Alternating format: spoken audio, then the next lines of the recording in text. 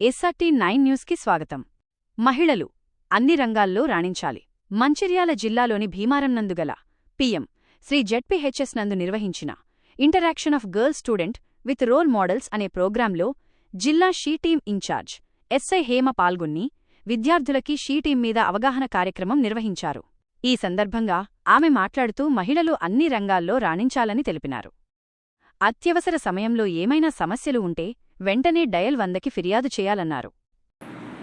అది అక్కడక్కడ వీధుల్లోనే ఉంది. దాన్ని ఇంటికి తెచ్చుకోకపోవడం అనేది మీ చేతుల్లోనే ఉంది. ఫర్ ఎగ్జాంపుల్, ఒక ఫ్రెండ్ వచ్చి గాంజా తాగరా బాగుంది అంటారు. అది ఫస్ట్ టైం ఒక్కసారి స్టార్ట్ అవుతుంటే దానికి మనం అలవాటు పడిపోతాం.